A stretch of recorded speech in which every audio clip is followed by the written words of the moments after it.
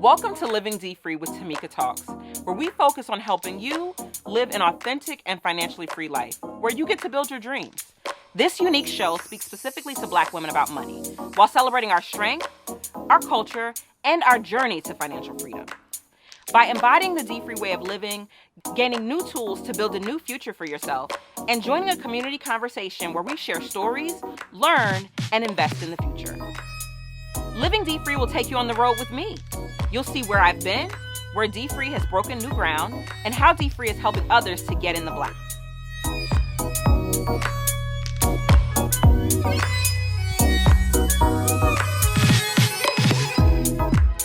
Welcome back to Living D-Free with Tamika Talks. I'm your host, Tamika, and I'm so excited to share my next guest with you.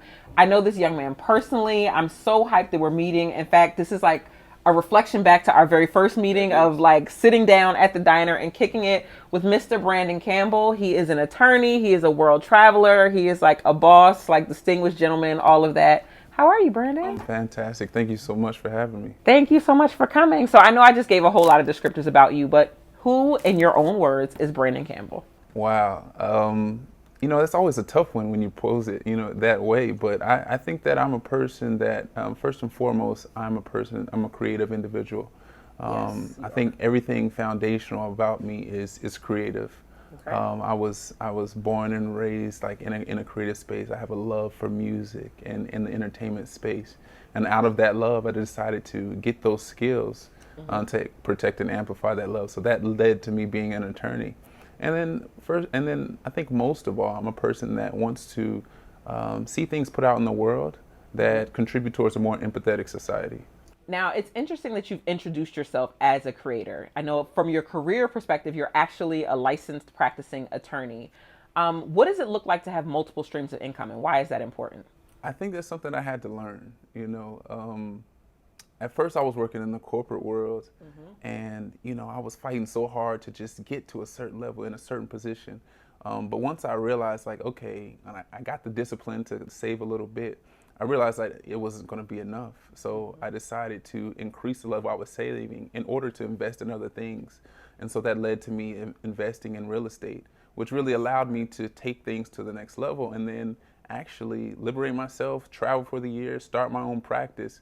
So it was it was a catalyst for where I am now. Excellent. I love it. But how much of a sacrifice has that been? Like, you literally are your own boss. You went from the comforts of corporate, where there's like health insurance, there's a whole, there's a paycheck every 2 weeks, to literally traveling the world and running your own business. What have you given up? Social activity. Like everything social, but also just getting rid of anything that I wanted to do that was frivolous and that wasn't focused or didn't support the mission. Okay. So again, I set up a plan for myself. I was like, I'm going to save 30% of my gross income.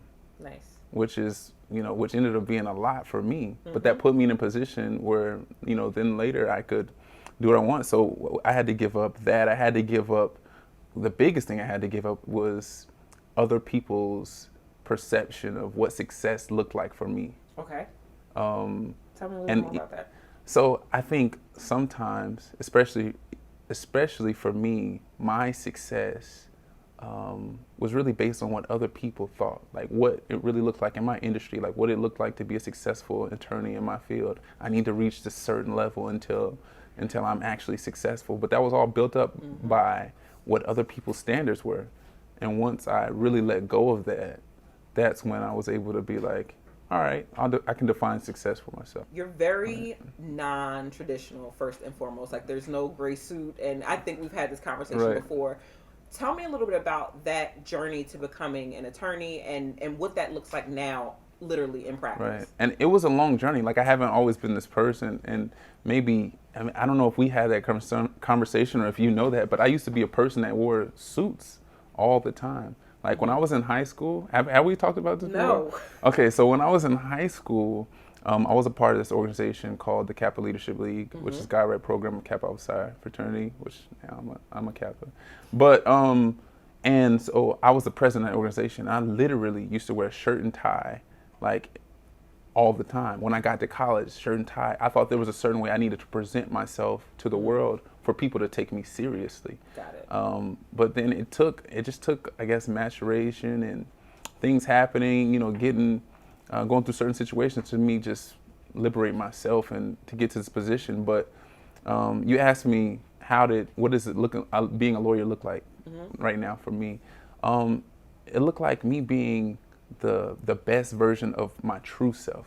Like finding out who was Brandon, like what are the things that I love, like how do I like to express myself, and making sure that I can be my best self, my authentic self, and kind of make that fit into a professional environment. So I also grew up, both of my parents were in the Air Force.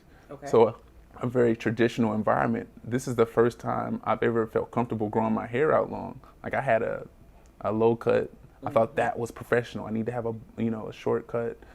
And just me honestly being true to myself, realizing that, who I am, who my character is, I can bring that to my professional environment and still be, functional in that space. So who's your role model? Like who's your biggest role model? That's always an interesting question to me because I never had a person where I was like, this individual is my role model. I think my role model is the best person that I want to be in the future. Like my role model is the person that I want to be in 10 years. Like, sheesh. Deep. That's good. Keep going. This is good. It's just real. I never, and I don't want to seem like it's arrogant or pretentious, but I've always looked at, okay, you have to separate the people that we quote unquote idolize in the things that they do. The person that person is, you don't know that person. You know what that person has done. You can take those attributes and apply them to this fictitious person in the future, which is myself, and that's who I want to be. I've never idolized an individual because we're all flawed. And if you idolize the individual, when they fall, then the picture that you've created of them, that's actually something that I remember you telling me about. You said, don't put your idols on a pedestal. I remember we had that conversation because when you meet them, you realize, oh, you're just a human. So I feel like I've just been blessed to have that perspective, take everything that I want to do in the future, who I want to become, and that's who I want to be. So as you're building into your future self, to date, what do you think has been your biggest accomplishment career-wise? Wow. What's been my biggest accomplishment career-wise? I think that my biggest accomplishment was coming into a place where I really not only thought, but really believe and know that it's okay for me to be 100% myself. That's my biggest career accomplishment. It's not the corporations I worked at, the people that I may have worked with and for in the past. It's coming to a place where I realize I set the parameters of what success means for me, and it's me, and I have to bring my full self into that situation or I won't be happy.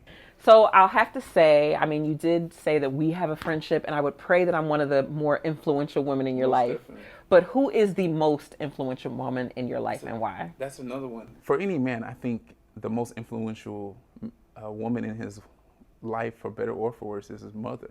Your mom has to be the most influential person in your life because that's the person that, raised you, nurtured you. That's where you get the concept and value and characteristics of, what a woman is. But I've been blessed. I think most of my friends are women. And, you're a woman. And I think all the women in my life have had the most influential impact on me. For instance,